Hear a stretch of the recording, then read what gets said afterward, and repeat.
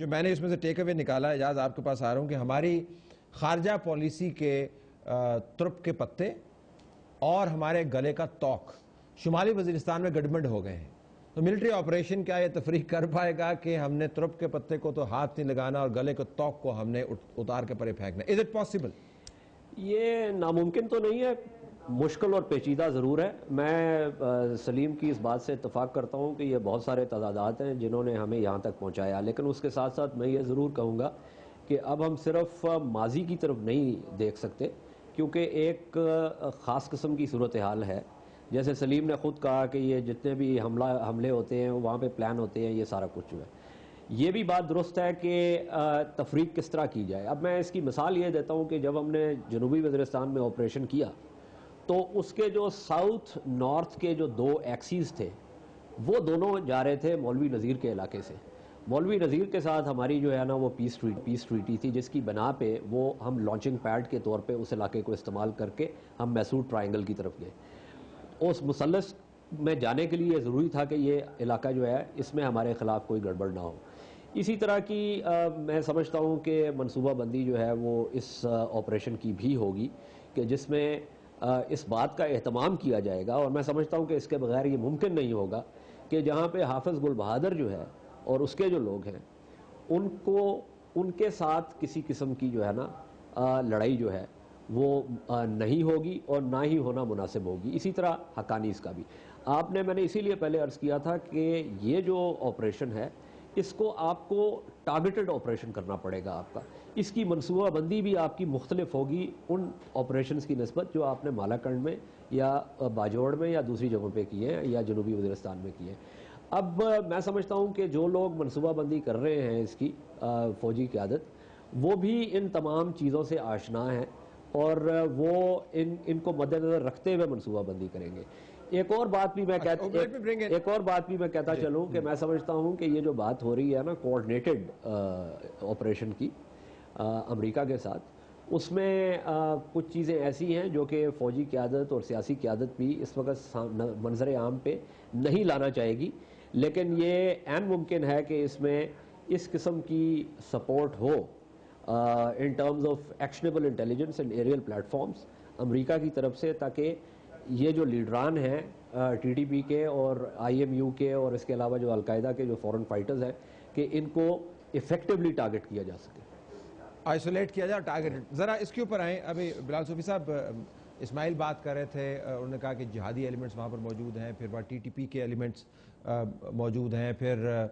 کچھ ہمارے فرینڈلی طالبان بھی موجود ہیں، پھر حقانی نیٹ ورک بھی موجود ہے. قانونی زاویے سے آپ جب بھی کسی جنگ کے اندر جاتے ہیں تو ریسورسز کے ساتھ آپ کو قانونی طور پر اپنے دشمن کو آئیڈینٹیفائی کرنا ہوتا ہے، کیونکہ ظاہر اگر آپ آئیڈینٹیفائی نہیں کر پائیں گے تو جو مروجہ قوانین ہیں وہ صحیح طریقے سے لاگو نہیں ہو پائیں گے. اصطلاحات کی بھرمار ہے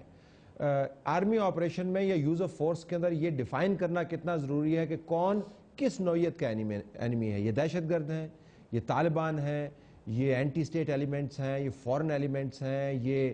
کڈنیپرز ہیں، کون ہے یہ آئیڈینٹیفیکیشن ضروری ہے، ڈیفائن کرنا ضروری ہے یا نہیں؟ جی بہت ضروری ہے، اور یہ نارملی ڈیفینیشن جو ہے یہ بڑے شروع میں ہو جانی چاہیے تاکہ لوگوں کے ذہنوں میں پرسیپشن کلیئر ہو اور وہ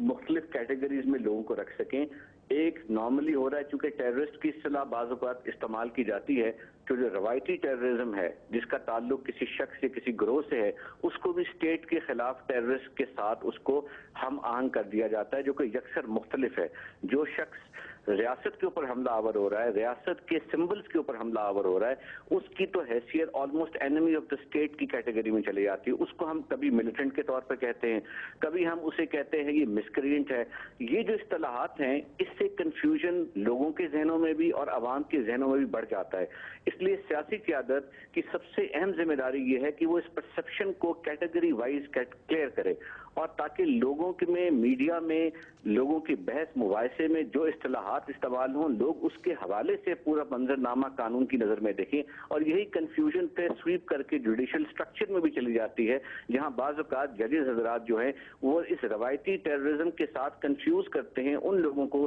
جو اسٹیٹ پر حملہ آور ہو رہے ہیں، جو آرٹیکل 5 سے ودرا کر چکے ہیں اور جو اینمی کی کیٹیگری میں چلے جاتے ہیں جب وہ ریاست پر حملہ آور ہوتے ہیں، اور اینمی کو انٹائٹلمنٹ نہیں ہے ان ڈیو پروسیس کی اور فنڈامنٹل رائٹس کی جو نارملی اس روایتی دہشت گرد کو ہوتی ہے جب وہ اسٹیٹ کے اندر حملہ کرتا ہے کسی بھی ٹارگٹ پر، لیکن وہ اسٹیٹ سے بغاوت نہیں کر رہا ہوتا۔ تو جب ہم ان کیٹیگریز کو ڈیفائن نہیں کریں گے ہم لوگوں کے ذہنوں کو کنفیوز کرتے رہیں گے، اور پھر لوگ یہ سوال پوچھتے رہیں گے کہ ہم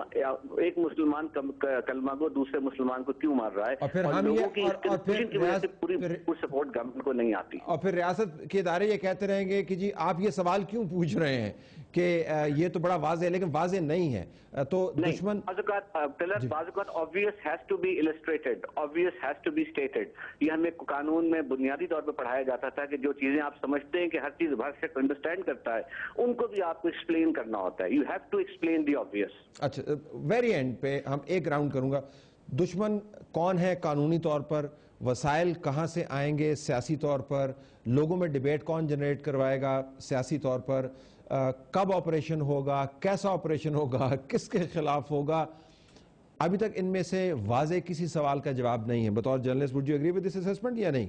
بالکل کچھ بھی نہیں ہے، نہ ظاہری بات ہے کہ ڈیبیٹ تو تب جنریٹ ہوگا نا جنرل حکومت کچھ اپنے ارادے ظاہر کر دے یا فوج کچھ کہہ دے، وہ تو نہیں ہو رہا۔ یہ جو ابھی انہوں نے بات کی نا، یہ جو میں جن تضادات کی بات کر رہا ہوں، ابھی جو صوفی صاحب نے اس کی بات کی کہ دیکھیں افغانستان میں بھی کرزئی صاحب بھی مسلمان ہیں، اور جو افغان فوج اور پولیس ہے وہ بھی مسلمان ہیں اور پختون بھی ہیں۔ اب ظاہری بات ہے کہ ادھر جو لوگ اس بنیاد پہ ان کے ساتھ لڑ رہے ہیں اور ان کو مار رہے ہیں کہ وہ کہتے ہیں کہ یہ امریکہ کے اتحادی ہیں۔ یہ اسی طرح کے الیکشن تو ادھر بھی ہوئے ہیں، افغانستان کے آئین میں بھی جو ہے شریعت سپریم لا ہے۔ اب جب ہم ان لوگوں کے لیے دعا گو ہیں ان کی کامیابی کے لیے، تو وہی فلسفہ کیوں ہمارے خلاف پاکستان میں استعمال نہیں ہوگا؟ یہ جو میں کہتا ہوں جن تضادات کو دور کرنے کی ضرورت۔ دوسری بات یہ کہ دیکھیں آپریشن، یہ ادھر اسلام آباد میں بیٹھ کے ہم تو آپریشن کا نام لے کے یا اخباری خبر آ جاتی اتنے مر گئے، لیکن جن کے علاقے اور جن کے گھروں میں آپریشن ہوگا، مثلا ساؤتھ وزیرستان کا آپ دیکھ لیں کہ آج تک ان کے آئی ڈی پیز مکمل طور پر واپس نہیں جا سکے، لاکھوں کی تعداد میں آج بھی بے گھر ہے، سوات ابھی تک سیٹل نہیں ہو سکا۔ یہ جو جوڈیشل بیک اپ کا یہ کہہ رہے تھے نا، ابھی تک وہاں پہ لوگوں کو عدالتوں میں، سوات جیسے علاقے میں عدالتیں اسٹیبلش نہیں ہو سکی، لوگوں کو پیش نہیں کیا جا سکا۔ تو آپ اگر اب نارتھ میں بھی کرنے جا رہے ہیں، جن لوگوں کے گھر اجڑیں گے، پھر اگر آپ ٹارگیٹڈ کارروائی کا کہہ رہے ہیں اور ٹی ٹی پی اور القاعدہ ہی آپ کے نشانے پہ، تو میرے خیال میں اس کے خلاف تو مؤثر کارروائی ڈرون کی صورت میں ہو رہی ہے۔ اور ٹی ٹی پی کی جتنی قیادت کو ڈرون نے مارا ہے وہ تو کسی آپریشن نے نہیں مارا ہے۔ مجھے پروگرام یہیں پہ روکنا ہے، بدقسمتی سے یہ بحث بڑی لمبی اور اہم بحث ہے، لیکن جو نقطہ ہم نے ہائی لائٹ کیا ناظرین کہ اگر شمالی وزیرستان کے حوالے سے سوال اٹھائے جاتے ہیں اور بحث میں آپ کو کمی نظر آتی ہے یا تضاد نظر آتا ہے، تو اس تضاد کا جواب تلاش کرنا ہے ہمیں ان پالیسی ساز حلقوں کے اندر جنہوں نے ان بڑے بڑے سوالات کے جوابات نہیں دیے ہیں۔ کسی بھی ملک کے اندر یہ بڑی امبیرسنگ سچویشن ہے کہ اتنی بڑی فورس ڈپلائیڈ ہو اور مقصد واضح نہ ہو کہ آپ کرنا کیا چاہ رہے ہیں۔ ابھی مقصد واضح نہیں ہے۔ ہماری طرف سے یہی کچھ، اجازت دیجیے، اللہ حافظ۔